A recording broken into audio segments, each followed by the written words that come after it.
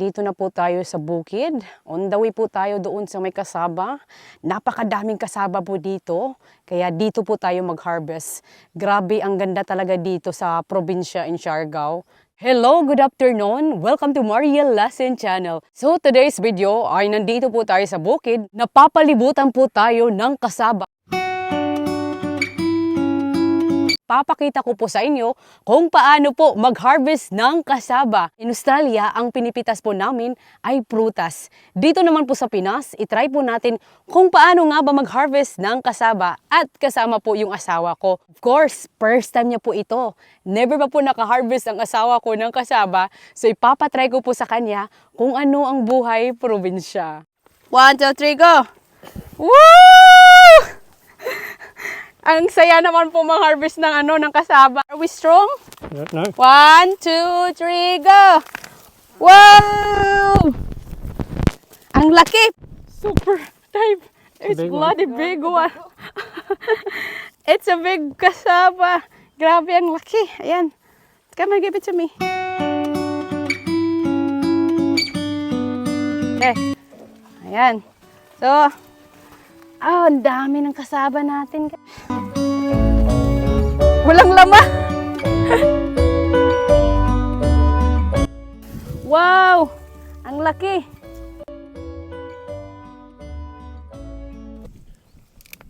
Malaki ba? Oy! Ayan. Laki, oh. Dave, malaki. That one, another one. Yep. Malaki pala. Oh! Wow! My husband is super strong. That's my husband. And this one, honey. This one. Yeah, that one. Oh, broke it. That's it. Oh, malaki, ang dami. Uy, ayan. Ayan. Ayan. Wow. Malaki. So, mag-harvest pa tayo. Ayan. Look at, honey. Grabe, ang laki nito. Oh. First time ko po mag-harvest ng kasaba. So, ayan. Sabi ko sa kanya, ipapa-experience ko sa iyo yung buhay na, hindi harvesting fruits. Iba na dito, harvesting isda, harvesting gulay. We haven't done any vegetables yet in Australia, just fruit. How is it now? Do you like it? Yeah. Masarap to yung lalagyan ng coconut. Yung dami pala na namin, oh.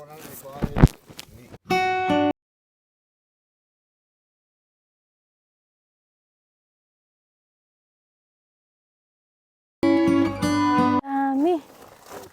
Apsak na ata to, oh. Wow.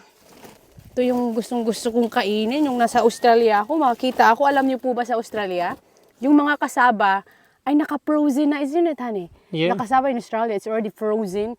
Hindi talaga siya masyadong masarap. Iba talaga dito sa Pilipinas na ito, oh, fresh na fresh. Ow! It's stuck. Just wait, there's a spike in my legs. Maybe you have to pull the other way. Malaki ba? Oy! Ayan, laki, oh. Dave, malaki. That one, another one. Oh, wow! My husband is super strong. That's my husband. And this one, honey. This one. Yeah, that one. Oh, broke it. That's it. May pumasok sa pa. Oh, malaki, ang dami. Hoy, ayan. Ayan.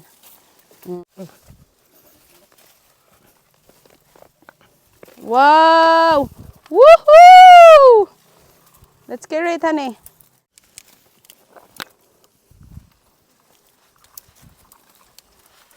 Ayan, just over there, honey.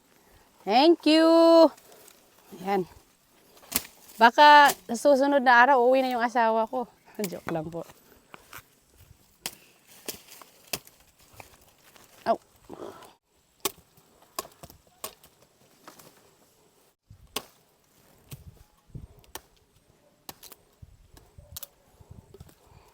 Mariel's a farmer now. Are you enjoying? Yeah. Are you enjoying harvesting kasaba? Yeah, it's good. It's so different when we're harvesting fruits. Kasi may masisilungan, there's a shed. There's a lot of people asking, why don't you guys try to harvest vegetable in Australia? That's one of our reason. It's so hot, like walang masilungan, isn't it, Dave? Even the Yeah. strawberry, it's very hot. By the way, ang dami oh. Bili po kayo. Tagabinta na po ako ng kasaba. Ayan oh. So guys, sasakay po tayo ng karabaw. First time ni David mag-ride ng karabaw. Tingnan po natin kung magustuhan ng asawa ko. Is this your first time to ride? Yeah. Uy, parang natatakot ako. First time ko din po to mag-ano. Sa likod ka, siya ko ra. You go first, Dave. Okay. Oh my God! Parang hindi ba to mag-ano? Dili ka sa likod. Dito sa likod? Oo. Oh my God, ang Kaviv. Nakakatakot. Are you scared? No, I'm okay. Baka ano to ha? Oh my God. You hold this. Tapos, paano pa istapin, Cho? Bira-bira na si Jago mo yun. What? Oh my God! Ala! Natatakot. Oh my God! Hindi ba kami tumatakot? Hinahinay ra. Wala, hinahinay. Si Lola lang. Kinakausap yung ano. Pretty calm.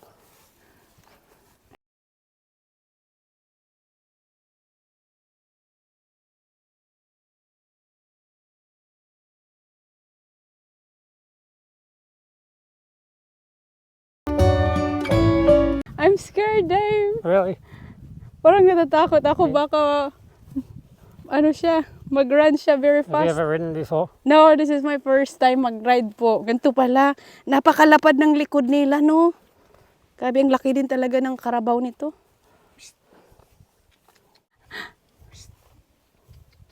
Ayan. Ay, kumakain siya ng mga damo. Aray, ginoo ko.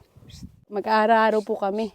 How's your ride, Dave? Yeah, it's fun. Is it fun? Yeah. I'm feeling sorry for the cow. I feel like we're so heavy. I think the cow's very strong.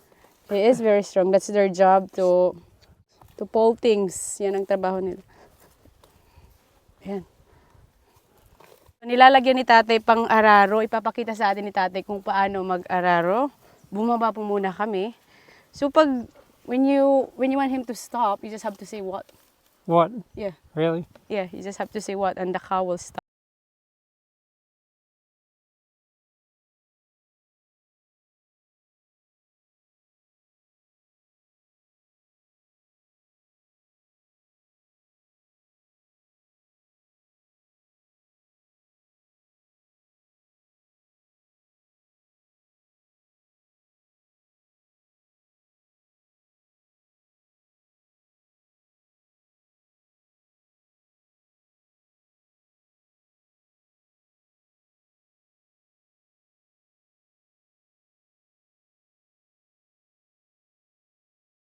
Kasama po natin si Nanay Biyay. Kita po sa atin ni Nanay Biyay kung paano po mag-harvest ng kamote.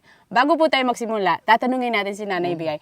Nay, ilang taon mo na to ginagawa ang pang-harvest ng kamote? Pila na katuig. Mga 74 na kukuman. 74 na si Nanay. 70. Ilang buwan siya bago ma-harvest? Upat kabuyan. So 4 na buwan siya bago ma-harvest. Ay, sa kamote. Pull it. Daddy. Ayan, may kamote na po tayo. Ito po yung lalagyan natin.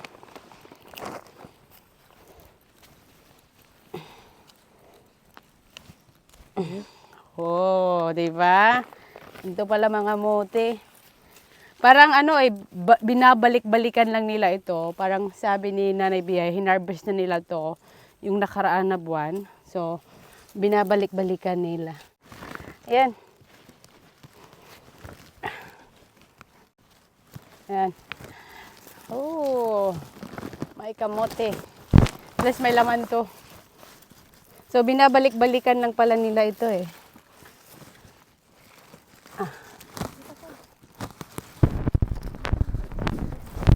Ayan. Ay, ano na, sugatan na natin yung kamote. Nasugatan ko. So, padami na yung kamote natin, guys, oh.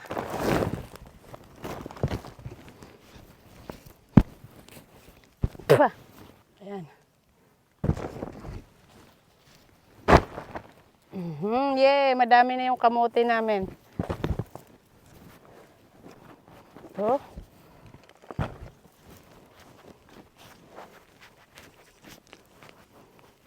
Maliit pa yung isa. Wow! Yeah. Good job. Yun. Sana naman. May pangluto na tayo doon sa amin mansyon, sa aming bahay. Maganda to sa dagat. Lulutuin po natin to.